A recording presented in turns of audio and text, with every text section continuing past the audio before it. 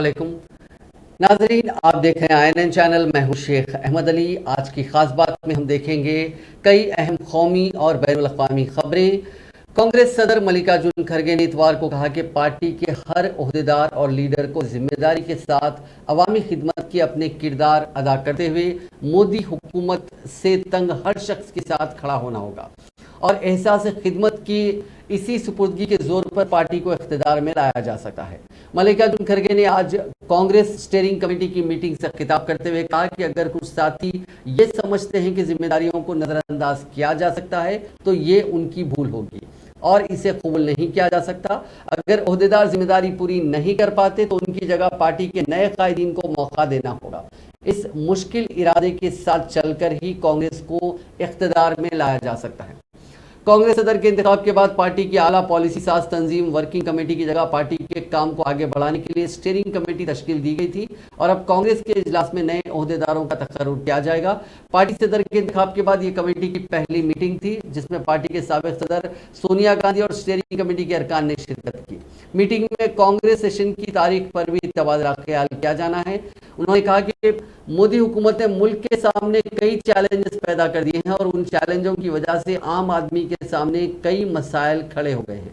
Party के अहदेदारों को अवाम के उन मसाइल को जिम्मेदारी के साथ सुनना, समझना और उन्हें हल करने की कोशिश करनी होगी।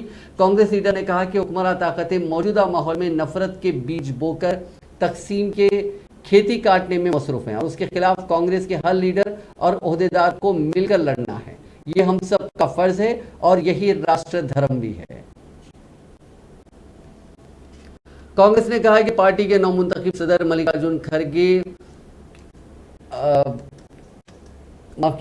मल्लिकार्जुन खड़गे के चार्ज संभालने के बाद पार्टी का 25वां इजलास छत्तीसगढ़ की राजधानी रायपुर में मुनक्किद होगा। कांग्रेस के जनरल सेक्रेटरी केसी वेणुगोपाल और मसलात के इंचार्ज जयराम रमेश ने पार्टी हेडक्वार्टर्स में स्टीयरिंग कमेटी की मीटिंग के बाद मुश्तरका प्रेस कॉन्फ्रेंस में बताया कि ये कन्वेंशन 3 दिन का होगा और फरवरी के दूसरे 15 दिन में रायपुर में मुनक्किद होगा। कांग्रेस की रिवायत के मुताबिक पार्टी के नए सदर के इंतखाब के बाद पार्टी के आला तरीन पॉलिसी साज इदारे वर्किंग कमेटी और दीगर ओहदेदारों की तकर्रुरी के लिए एक कन्वेंशन मुनक्किद किया जाता है। उन्होंने कहा कि इजलास में मुतअद्दिद करारदादें मंजूर की जाएंगी जिनमें सियासी, माशी, समाजी और नौजवानों को दरपेश बेरोजगारी जैसे चैलेंजेस के हवाले से भी करारदादें मंजूर की जाएंगी।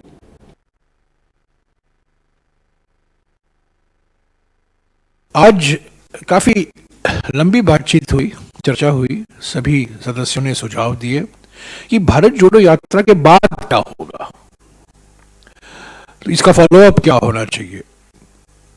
उसके लिए एक विशेष कार्यक्रम तैयार किया गया है, हाथ से हाथ जोड़ो अभियान, जो त्रिस्तरीय योजना है। 3 स्तर पर किया जाएगा।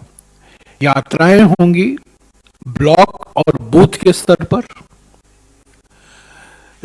जिले के स्तर पर अधिवेशन होंगे और राज्य के स्तर पर रैलियां होंगी। तो ये त्रिस्तरीय योजना है, अभियान है। ब्लॉक या बूथ के स्तर पर जहां यात्राएं होंगी कार्यकर्ताओं द्वारा, जिले के स्तर पर जहां अधिवेशन होंगे अलग अलग जिलों में, और राज्य के स्तर पर 1 या 2 या 3 रैलियां होंगी। ये 26 जनवरी को शुरू किया जाएगा और 2 महीने लगेंगे इस हाथ से हाथ जोड़ो अभियान को पूरा करने में। और खास तौर से महिलाएं, युवा और सभी समाज के हर वर्ग के लिए कुछ ना कुछ एक संदेशा दिया जाएगा। राहुल गांधी जी की ओर से जो भारत जोड़ो यात्रा की उपलब्धियां हैं उनकी ओर से एक संदेशा दिया जाएगा। ब्लॉक और बूथ के स्तर पर कांग्रेस अध्यक्ष मल्लिकार्जुन खड़गे जी इसमें कई राज्यों में भाग लेंगे और अलग अलग नेता, हमारे प्रभारी प्रियंका गांधी जी, वेणुगोपाल जी, सब लोग और हमारे मुख्यमंत्री जो हैं वो भी इसमें भाग लेंगे। तो 26 discussed 2 major issues. One is relating to our plenary session. As per the usual convention, after the Congress President election, we used to conduct a plenary session. Therefore, there will be today we decided there will be a plenary session, 3-day plenary session on second half of February at Raipur, Chhattisgarh.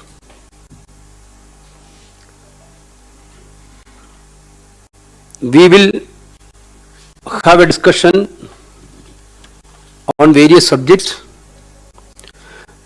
and certainly in this 3-day plenary session, there will be a subject committee. After that plenary session, some session will be there. Finally, a big public meeting also will be held. We discussed two major issues. One is relating to our plenary session. As per the usual convention, Congress सदर मल्लिकार्जुन खड़गे राज्यसभा में opposition के leader बने रहेंगे। Reports के मुताबिक इतवार को कांग्रेस कायद जयराम रमेश ने कहा कि खड़गे ने सिर्फ पार्टी सदर के रूप में बल्कि राज्यसभा में अपोजिशन के लीडर के तौर पे भी अपोजिशन पार्टीज के साथ जुड़ेंगे। ऐसे में अगर खड़गे 2 ओहदे संभालते हैं तो ये कांग्रेस की एक शख्स यानी 1 मैन 1 पोस्ट पॉलिसी के उलट होगा। दूसरी तरफ राहुल गांधी पार्लियामेंट के आइंदा सेशन में शामिल नहीं होंगे। यह फैसला दिल्ली में कांग्रेस स्टीयरिंग कमेटी की मीटिंग में लिया गया। बता दें कि इसी साल सितंबर में कांग्रेस सदर के नॉमिनेशन के दौरान राहुल गांधी ने पार्टी में 1 मैन 1 पोस्ट पॉलिसी को सख्ती से लागू करने की बात कही थी। तब राजस्थान के वजीर आला अशोक गहलोत पार्टी सदर का इलेक्शन लड़ने की तैयारी में थे, लेकिन वो वजीर आला के ओहदा नहीं छोड़ना चाहते थे। राहुल ने उस वक्त गहलोत को सलाह देते हुए कहा था कि 1 मैन 1 पोस्ट को लेकर वो उम्मीद करते हैं कि कांग्रेस सदर के इलेक्शन के मद्देनजर उदयपुर में लिया गया रेजोल्यूशन कायम रखा जाएगा। राहुल गांधी की भारत जोड़ो यात्रा इतवार की शाम को झालावाड़ जिले से राजस्थान में दाखिल हो चुकी है। वजीर आला अशोक गहलोत, रियासत के कांग्रेस सदर गोविंद सिंह डोटासरा, साबिक डिप्टी सीएम सचिन पायलट समेत हुकूमत के कई वुज़रा और बड़े कायदीन ने एमपी बॉर्डर पर वाक़े चंवली चौराहे पर राहुल गांधी का इस्तकबाल किया। वेलकम मीटिंग इस्तकबालिया मीटिंग में राहुल गांधी कुछ मकामी ट्रेडिशनल डांसर्स के साथ डांस करते हुए भी नजर आए। डांस पर अब इस स्टेज पर अशोक गहलोत, कमलनाथ और सचिन पायलट के साथ कई सीनियर कायदीन भी मौजूद थे। इस दौरान सचिन पायलट और अशोक गहलोत ने एक दूसरे का हाथ पकड़कर साथ में डांस किया। आज राजस्थान में यात्रा चंवली चौराहे पर ही रुक जाएगी। यात्रा का स्टे होगा और उसके बाद ये कल अपने सफर को आगे बढ़ाएगी।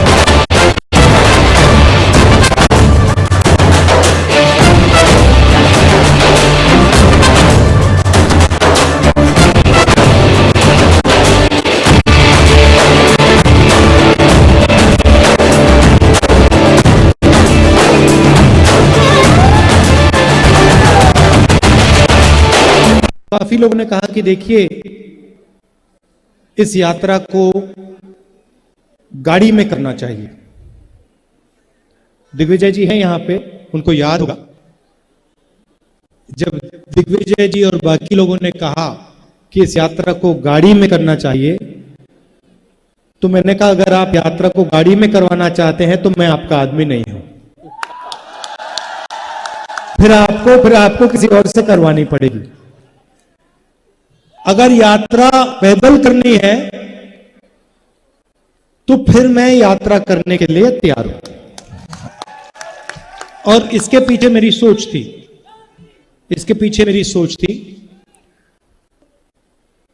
सोच ये थी कि 21वीं सदी के हिंदुस्तान में जो हमारे राजनेता हैं, और मैं सिर्फ किसी एक पार्टी की बात नहीं कर रहा हूं, मैं सब पार्टियों की बात कर रहा हूं, कांग्रेस, बीजेपी, बीएसपी, सब पार्टी की बात कर रहा हूं। जो हमारे राजनेता हैं उनके बीच में और जनता के बीच में बहुत दूरी हो गई है। राजनेता कभी हवाई जहाज में उड़ते हैं, हमारे तरीके से उड़न खटोला बोल दो उसमें, उसको उड़न खटोले में आते हैं, कभी गाड़ी में आते हैं। और मैंने सोचा कि 21वीं सदी में अगर हिंदुस्तान को समझना है, हिंदुस्तान के किसानों से बात करनी है, उनकी इज्जत करनी है, युवाओं की इज्जत करनी है, मजदूरों की इज्जत करनी है, तो पैदल चलने की जरूरत है। जैसे जैसे हिंदुस्तान की आम जनता सड़कों पे चलती है, वैसे ही हमें करना चाहिए। काफी लोगों ने पहला प्रदेश हिंदी भाषी था और सब कहते हैं, अखबारों ने भी लिखा कि दक्षिण में तो ठीक है चल जाएगी ये यात्रा, पर जब हिंदी भाषी प्रदेश में आएंगे ये ठिकाने लग जाएंगे। पहला प्रदेश था जो हिंदी भाषी है, पहला प्रदेश था जो 18 साल से बीजेपी के कब्जे में है। और जो हुआ, मैं कहता पूरी मध्य प्रदेश की जनता और आप सब उसमें इंक्लूड है, गवाह है। ये मैंने शुरू में कहा था, मुझे तो ताजुब हुआ, मुझे खुद उम्मीद नहीं। और ये आदेश से ये गिरदी जमा हुई। वो उस रीवा से चल के 750 किलोमीटर 200 लोग आ रहे। मैंने तो उनको नहीं कहा था, सिंगरौली से कोई सीधी से आ रहा है, वो अपने आप चलते हुए आए। और मैं तो परेशान हो गया क्योंकि कहते हैं 750 किलोमीटर से हम आए हैं, हमारी मुलाकात तो करा दे। हमने टाइम फिक्स किया हुआ था मुलाकात का, फोटो इसका, पर वो सब रह गया क्योंकि हजारों की संख्या में ये दूर दूर से जो आ रहे हैं, इनको हमने आदेशित नहीं किया था। हमने कहा था आप अपने जिले में भारत जोड़ो यात्रा निकालिए, ये खुद जगह आ गए। तो ये जो उत्साह है, भारतीय जनता पार्टी ने 12 साल से राहुल गांधी जी की छवि, उनकी इमेज पर जो हमला किया सोशल मीडिया पर, कभी कुछ कभी कुछ कभी कुछ, अब दूध का दूध और पानी का पानी साफ हो गया। असली राहुल गांधी जो जिनसे वो डरते थे, इसलिए उन्होंने शो किया था। अगर राहुल गांधी सदर जमहूरिया द्रौपदी मुर्मू ने कहा कि आंध्र प्रदेश खवातीन के तय हिस्सासियत के मामले में मिसाली रियासतों में से एक है। उन्होंने हुकूमत आंध्र प्रदेश की जानिब से उनके एजाज में दिए गए इस्तकबालिया से खिताब करते हुए तेलुगु शायरा मुल्ला को याद किया, जिन्होंने मुल्ला रामायण कंपोज किया था। उन्होंने दुर्गाबाई देशमुख को भी याद किया, जिन्होंने खवातीन की तरक्की और आज़ादी की जदोजहद के लिए कोशिशें की। उन्होंने आंध्र प्रदेश की बहू सरोजनी नायडू को भी याद किया। उन्होंने कहा कि सरोजनी नायडू ने गांधी जी के सत्याग्रह में सरकर्दा रोल अदा किया। वो आज़ाद हिंदुस्तान की पहली खातून गवर्नर थी। उन्होंने सदर जमहूरिया के तौर पर रियासत में उनके पहले दौरे के मौके पर आंध्र प्रदेश की हुकूमत और अवाम से इजहार तशक्कुर किया। धरती की महान सुपुत्री और पूरे भारत का गौरव बढ़ाने वाले कवयित्री मल्ला का मैं विशेष उल्लेख करना चाहूंगी। आज से लगभग 550 वर्ष पहले रूढ़िवादी समाज में पैदा हुई मल्ला ने एक अद्भुत महाकाव्य रचा, जिसे मल्ला रामायण के नाम से भारतीय साहित्य में उच्च स्थान प्राप्त किया। महिलाओं के प्रति संवेदनशीलता की दृष्टि से आंध्र प्रदेश अनुकरणीय राज्यों में से एक है। प्रसिद्ध नाटककार और समाज सुधारक गुरजाड़ा अप्पा राव द्वारा लगभग 130 वर्ष पहले लिखा गया कन्या शुल्कम नाटक आज भी लोकप्रिय है। आंध्र प्रदेश ने जन्म लेने वाली दुर्गाबाई देशमुख ने आज से लगभग 100 वर्ष पहले महिलाओं की उन्नति तथा स्वाधीनता संग्राम में उनकी भागीदारी के लिए अनेक प्रयास किए। उन्होंने आंध्र महिला सभा की स्थापना की तथा समाज कल्याण के बहुत से कार्य किए। दुर्गाबाई देशमुख से भी पहले आंध्र के बहू सरोजिनी नायडू ने महात्मा गांधी के नमक सत्याग्रह में अग्रणी भूमिका निभाई, जिसके कारण उन्हें कारावास का दंड भी दिया गया था। स्वाधीन भारत में किसी भी राज्य की पहली महिला राज्यपाल के रूप में उन्होंने उत्तर प्रदेश में कार्यभार संभाला था। जो मुझे झारखंड के राज्यपाल पद की जिम्मेदारी सौंपी गई तो मैं पूरी विनम्रता से ये बात हमेशा याद रखती थी कि सरोजिनी नायडू जैसी महान महिलाओं ने जो आदर्श प्रस्तुत किए हैं उनके अनुसार साहसपूर्वक कार्य करना तथा जनसेवा में लगे रहना ही देश की सेवा करने का सही रास्ता है। महिला सशक्तिकरण तथा राष्ट्र निर्माण के संदर्भ में अपनी पैतृक भूमि आंध्र के निवासियों के प्रगतिशील और उदार दृष्टिकोण को व्यक्त करते हुए भारत के दूसरे राष्ट्रपति भारत रत्न से सम्मानित डॉक्टर सर्वपल्ली राधाकृष्णन की कुछ पंक्तियां को मैं आपके सामने प्रस्तुत करना चाहूंगी। Doctor Radhakrishnan has said, and I quote, "We the Andhras are fortunately situated in some respects. The hold of the conservatism is not strong. Our generosity of spirit and openness of mind are well known. Our women are relatively more free." Uncut. Doctor Radhakrishnan के अलावा आंध्र प्रदेश से जुड़ी भारत रत्न से सम्मानित पूर्व राष्ट्रपति Shri we गिरी तथा पूर्व राष्ट्रपति श्री नीलम संजीव रेड्डी को याद करके मैं विनम्रता से भर जाती हूँ। दिल्ली म्युनिसिपल कॉरपोरेशन के सभी 250 वार्ड्स के लिए इतवार की रोज वोटिंग हुई। वोटिंग शाम 5:30 बजे तक चली। इंतखाबात में बीजेपी, आम आदमी पार्टी और कांग्रेस के बीच कड़ा मुकाबला है। बीजेपी आम आदमी पार्टी को शराब और करप्शन के मुद्दे पर घेरे हुए है। वहीं दूसरी जानिब आम आदमी पार्टी का कहना है कि दिल्ली में गंदगी के लिए बीजेपी जिम्मेदार है। करीब 50% वोटर्स ने वोट डाले। बीजेपी और आम आदमी पार्टी वोटर लिस्ट में धांधली का इल्जाम लगाते हुए इलेक्शन कमीशन के पास शिकायत की है। इलेक्शन के नतीजे 7 दिसंबर को आएंगे।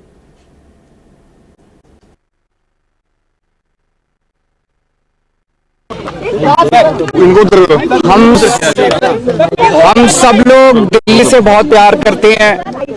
आज दिल्ली नगर निगम का चुनाव है और मैं दिल्ली की जनता से अपील करना चाहता हूं कि ज्यादा से ज्यादा लोग बाहर निकल के अपने वोट का इस्तेमाल करें। चारों तरफ हम देखते हैं बहुत ही कूड़ा ही कूड़ा है, गंदगी गंदगी है। ये मौका है आपको दिल्ली की सफाई करने का। आप ऐसी पार्टी को वोट दें जो काम करती है, ऐसे लोगों को वोट ना दें जो दिल्ली के काम रोकते हैं। ईमानदार, कट्टर ईमानदार पार्टी को वोट दें। भ्रष्टाचार करने वालों को, लेंटर के पैसे मांगने वालों को वोट मत दें। शरीफ लोगों को वोट दें, अच्छे लोगों को वोट दें। गाली गलौज करने वाले, गुंडागर्दी करने वाले, मारपीट करने वाले, लफंगई करने वाले लोगों को वोट मत दें। अगले 5 साल हम सबको मिलके दिल्ली की सफाई करनी है, दिल्ली को चमकाना है। राजस्थान के गैंगस्टर राजू टेहत के कत्ल में शामिल 4 शूटर समेत 5 मुलजिमीन को इतवार की सुबह पुलिस ने हिरासत में ले लिया। राजस्थान पुलिस के मुताबिक 2 बदमाशों को हरियाणा के बॉर्डर के पास डाबला से पकड़ा गया, जबकि 3 की गिरफ्तारी झुंझुनू के पास पोंख गांव से हुई। उधर सीकर में समाज के लोग मोर्चरी के बाहर उन्होंने मुजाहरा किया। मुजाहरा कर रहे लोगों की मांग है कि कलेक्टर और एसपी को हटाना चाहिए।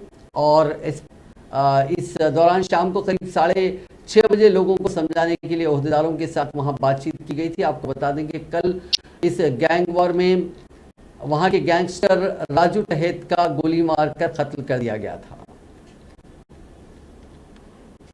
रतलाम में एक बड़ा हादसा पेश आया जिसमें 5 लोगों की जान चली गई। हादसा शहर से करीब 27 किलोमीटर दूर सातरूड़ा चौराहे पर हुआ। बताया जा रहा है कि वहां एक तेज रफ्तार ट्रक ने सड़क किनारे बैठे लोगों को जोरदार टक्कर मार दी, जिसमें 5 लोगों की मौत हो गई जबकि कई लोग जख्मी हो गए। इस वाक़े की इत्तला मिलने के बाद बिलपंक पुलिस स्टेशन से और मकामी लोगों ने जख्मियों को जिला अस्पताल और मेडिकल कॉलेज पहुंचाया। जुमला 10 जख्मियों को जिला अस्पताल के इमरजेंसी वार्ड में भर्ती किया गया, जिसमें 2 की हालत तशवीशनाक बताई जाती है। यह वाकया इतवार की शाम करीब 5 बजे का है। सातरूड़ा चौराहे पर कुछ लोग सड़क किनारे बैठकर बस का इंतजार कर रहे थे, तभी हाईवे से गुजर रहा एक ट्रक बेकाबू हो गया और लोगों को रौंदते हुए निकल गया।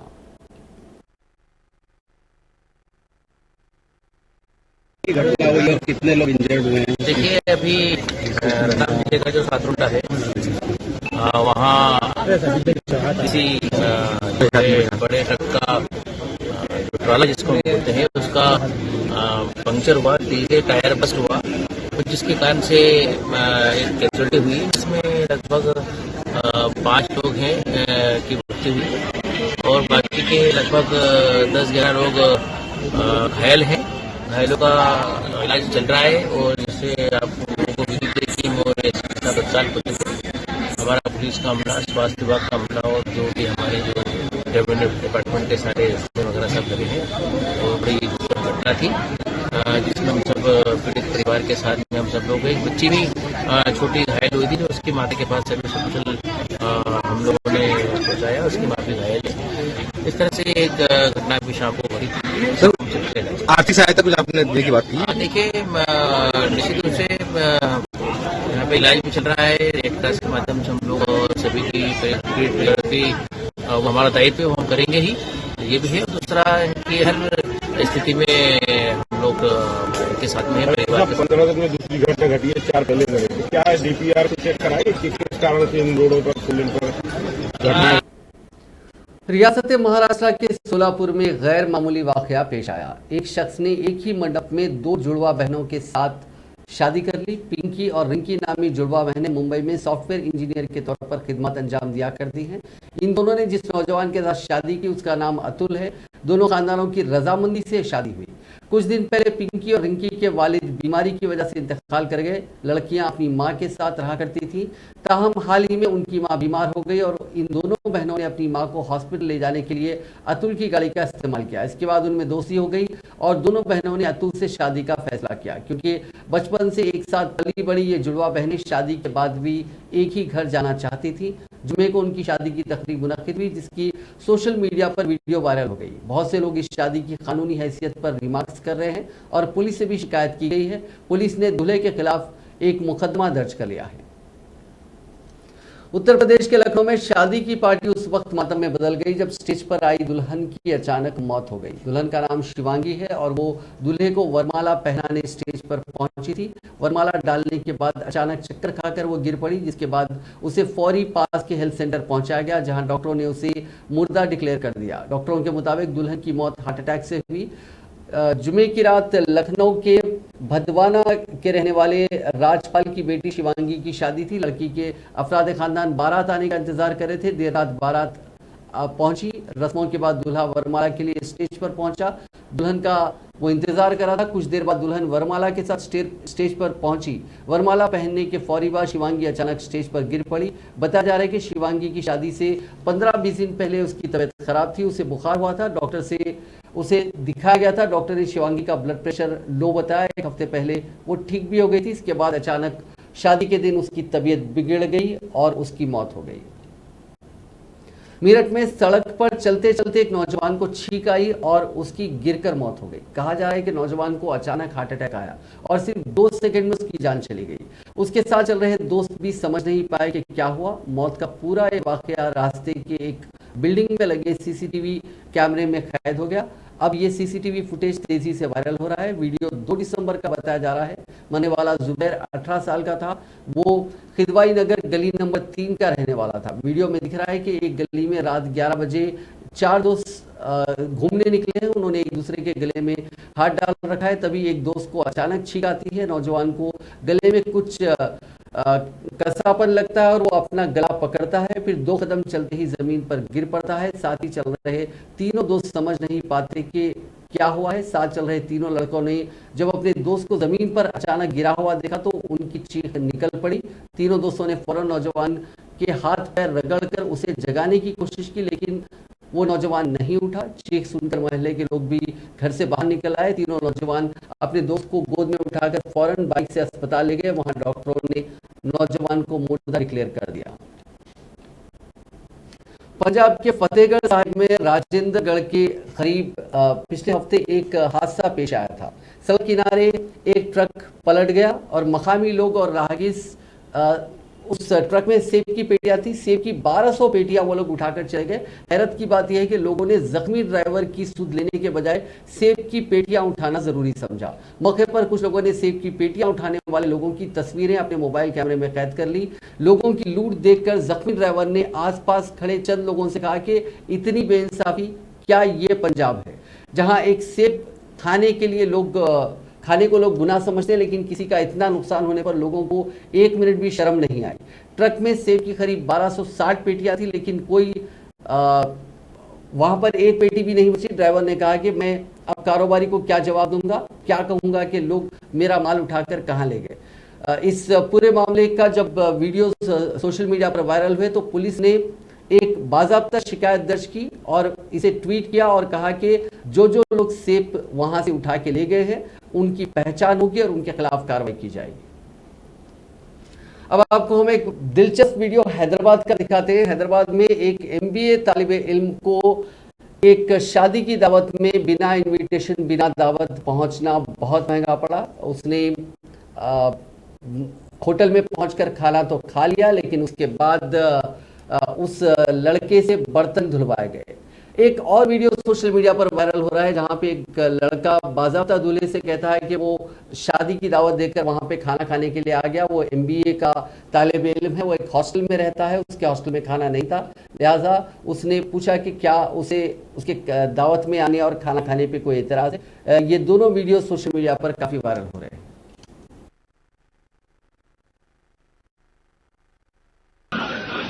बर्तन धो यार, दो बर्तन दो। काहे के लिए आए थे इधर? क्यों काहे के लिए आए थे? ऐसे खाना खाने किसी ने बोला था तुमसे? इधर तो देखो, किसी ने बोला था?